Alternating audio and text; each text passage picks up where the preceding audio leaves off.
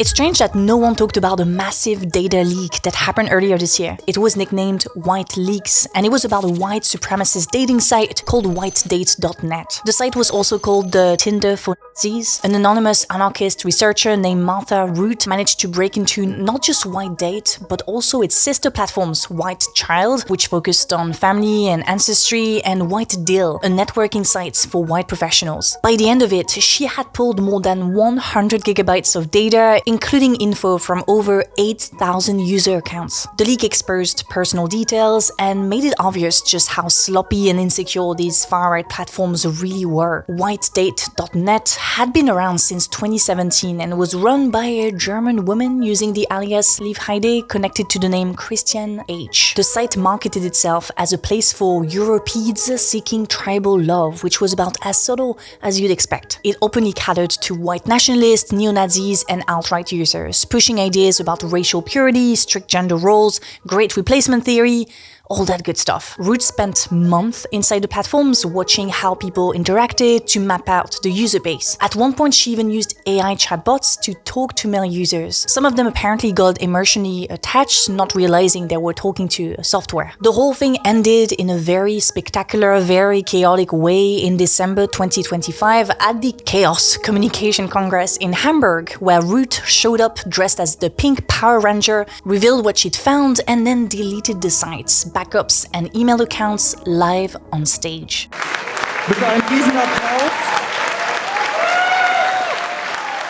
Some of the leaked profiles were later posted on a parody site called okstupid.lol, complete with an interactive map. As you can see, users are spread across dozens of countries. Private messages and emails weren't released, mainly to avoid causing unnecessary harm, but even without them, the leak gave a pretty clear look at the type of people who engage in those communities. I did spot a Nazi flag in one of the pictures. Now, one of the striking data points to come out of the leak was the gender ratio. Platforms were packed with men and had barely any women, especially younger ones. In fact, one of those women, an older woman, was the Chancellor of Glastonbury in the UK. She was part of the Conservative Party. The party eventually got rid of her for obvious reasons. But anyway, very, very few women. Root compared it to a Smurf village, which says a lot. It's a pattern you see across extremists, far-right spaces. The mix of misogyny and rigid ideas about how women should behave tends to drive women away, leaving a lot of lonely, frustrated guys behind. This is exactly the story of another app which, I checked for the video, terminated in November last year. It was called The Right Stuff, and it was founded in September 2022 by Peter Thiel. The Right Stuff only catered to heterosexual audiences and had to wrestle with a major problem which ultimately led to its downfall, an absence of female users. Those are the only two options, ladies and gentlemen. Gentlemen and gentlemen. One user complaint read as follows, quote, "These days it's hard to find a woman who values my patriotism, my faith, and so after being ghosted by every match on Tinder, I decided to give this app a try. But the weird thing was, I couldn't find any women on it. I don't know, maybe the app is bugged? So yeah, same thing as whitedate.net. Lots of men, very few women. So where are they, the women? Where are they hiding? My name is Alice, welcome back to my channel. Today we're gonna talk about how dating apps are shaping modern love for the better and for the worst. Women are picky these days. They won't settle for MAGA man. I just wanna catch my fish, drive my truck, drink my beer, not wake up to all this stuff I don't wanna hear. Is it really a piece of steak in the background? Jokes aside, if we look at more regular dating apps, not the Right Stuff, the White Net, the more regular ones, then we notice a similar yet less dramatic pattern regarding the gender ratio. Men use dating apps more than women, which can lead to assumptions like the women are picky takes, which circulate a lot in the manosphere or on podcast bro content, and which can be radicalized into mass extinction takes these days. A woman does not need a man in order to pass her genes along. If you're a woman, you can just go to a sperm bank and you can get pregnant. Women can just procreate if they feel like it, and men cannot. So I think what we're starting to see a mass extinction event. We are seeing natural selection for a group of men. Some guys experience channel stagnation for a year and rebrand themselves as conspiracy theorists for that AdSense money. Someone needs to come up with a theory about this. This is happening way too often.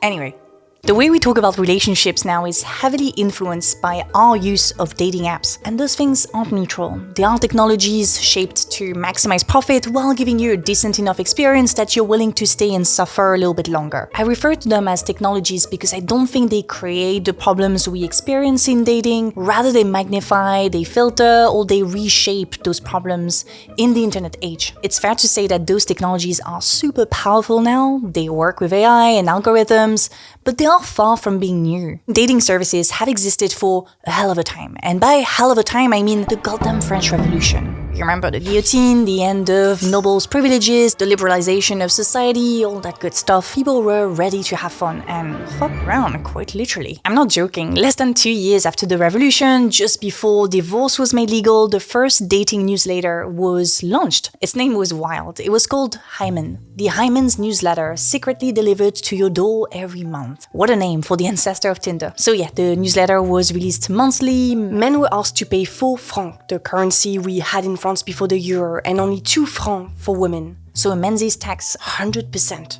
Is that what started the men's rights movement? Anyway, only a very small percentage of people used those matrimonial services and they kept it as private as possible. No name, no picture. This was deeply shameful. Buying the newsletter was shameful too. As you can see at the bottom of the issue of Hymen, it's written that subscribers receive the papers in a closed envelope.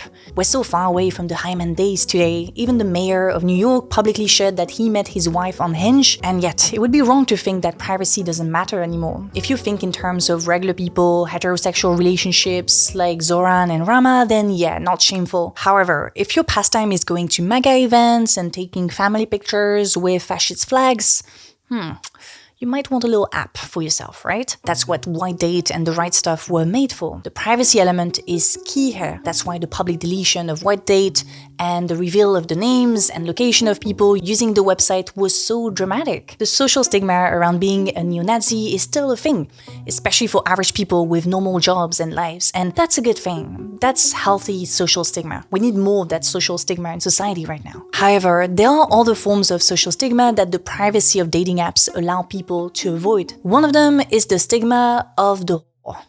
Dating apps allow women to have way more partners than they used to indulge in one-night stands without having to disclose it to their friends. Women can now experiment without the fear of being shamed by society that still views them as essentially pure asexual beings. And that's probably the thing that frustrates the podcast bros and mass extinction whistleblowers the most. Women are using dating apps to better understand what they like, what they are into. They turn one-dimensional female sexuality into a multi-dimensional thing. This is threatening to the minds of those misogynists who only view 2 categories of women: the authentic tried wife they keep at home as much as possible, and the they cheat on their tried wife with. They are terrified by anything that would allow women to experiment with desire and sexuality because in their ideal world, the is not free. She's shamed and used for their own pleasure. She has nothing to reclaim. So, modern dating apps allow for experimentation. Younger generations have had more relationships before settling down than previous generations. They've had more partners. Now, that doesn't mean they don't want to settle down, most still do. But when they do, they have all that accumulated experience, which has taught them what they really like, what they don't like, what they're into, and so on. And this works across the gender spectrum, by the way.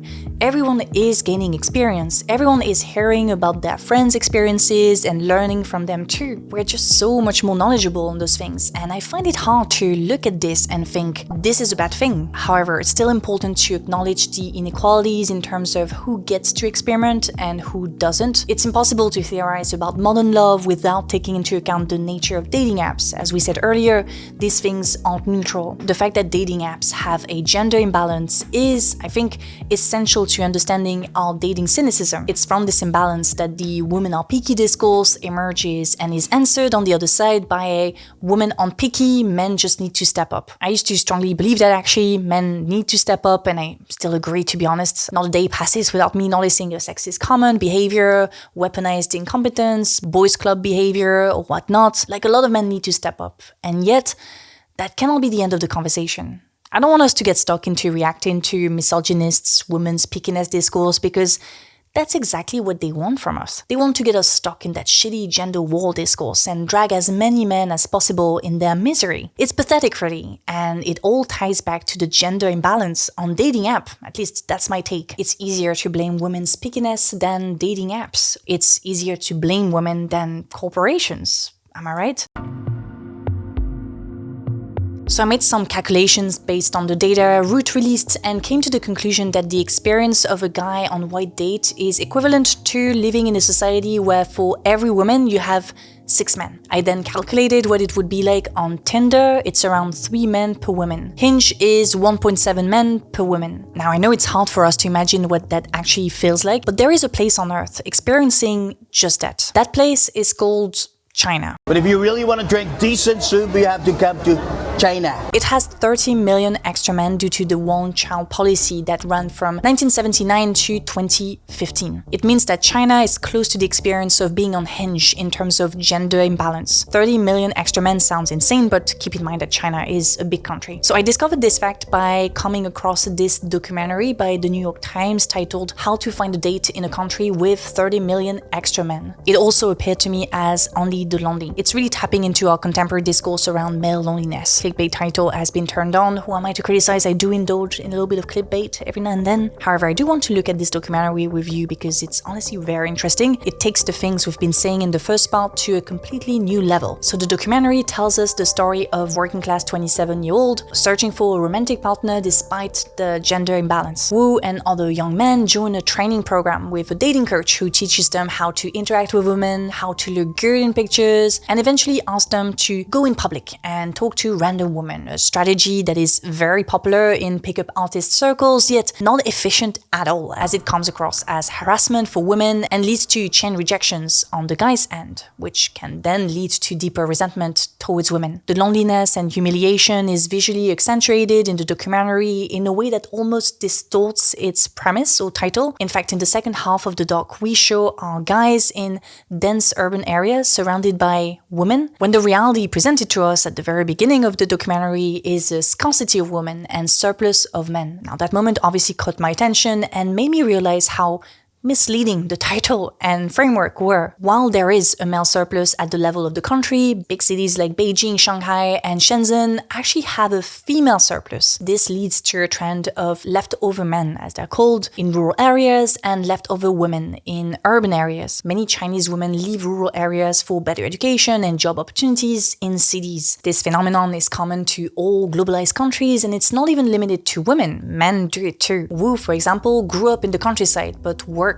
as a delivery person in the city of Hefei. So yeah, it is clickbait to say that Wu is looking for a date in a country with a surplus of 30 million men. It would be more accurate to state that Wu, like most men living in big cities, is surrounded by a lot of young women. We don't need to distort reality to empathize with him and his struggles to find a date. That editorial choice really bothers me because we know how much of that male loneliness discourse is used by the manosphere as a way to get more men into hardcore misogyny. So I find this a bit irresponsible. But you know, the New York Times recently has published other headlines, titles that have been perceived as quite irresponsible, quite problematic in some aspects. So yeah, it seems to be a trend and I don't like it. But going back to Wu, Wu actually knows what he's looking for. He seems quite self-aware. 恋爱关系首先的话就是能够做自己吧，就两个人的这种相互照顾，然后内心的交流。其次再是被爱。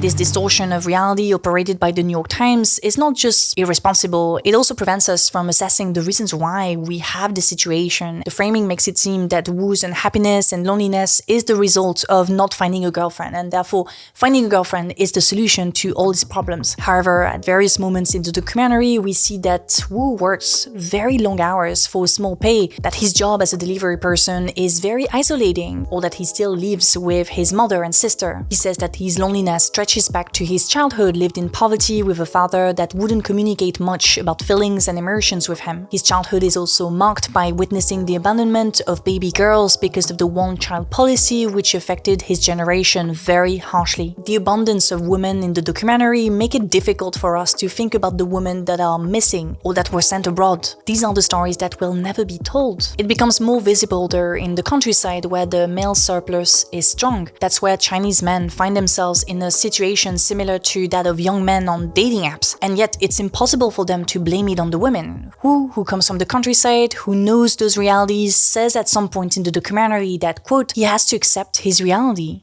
没有，一直就是在为工作苦恼，但是要结合现实。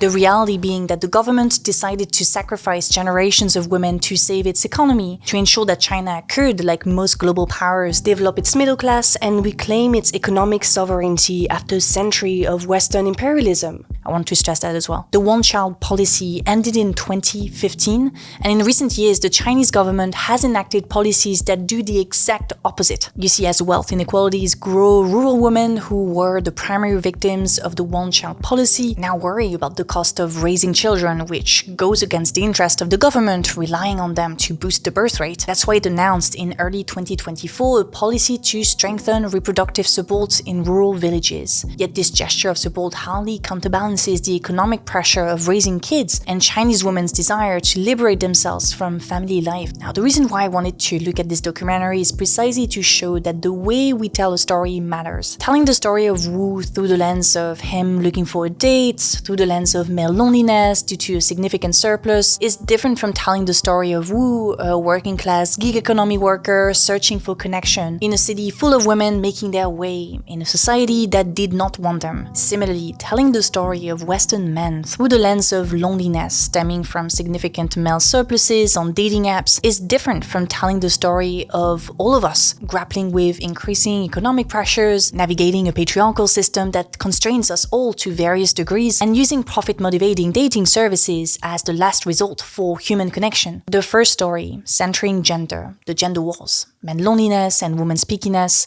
leaves us fighting each other in a never-ending game of reaction and counter-reaction, ultimately amplifying sexist voices, the Stephen Bartlett, the Chris Williamson, and whatnot. The second story, reconnecting gender to economic concerns, shows how patriarchy and capitalism go hand in hand. It shows that the conditions for us to have loving and equal relationships aren't great, and that it's not really our fault. And again, that doesn't mean you shouldn't work on yourself. You know, some guys watch my videos and then think, that's it, they don't need to change, it's the system, it's not them. I still think it's a good thing to be a better person for yourself and for others.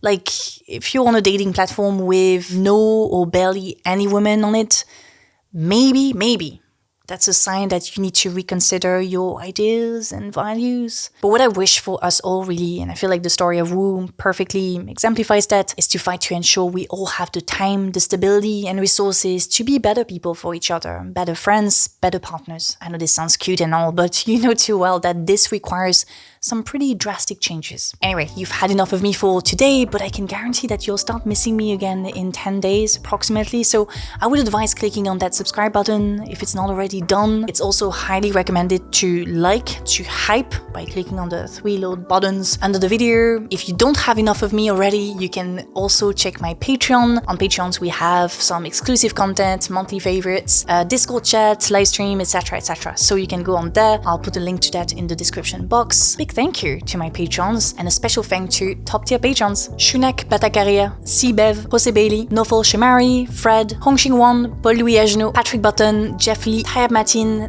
Nick, Brandon, Jem Siddle, Ujwal, Patrick, Boris, Ria, Donage, Alex, Koriji, Tristan, Christopher, Jan, Manuel, Christopher France, and Perry. And thank you to the other ones who prefer to stay anonymous. That's it for me. Thank you so much for watching, and I'll see you very, very soon. Salut!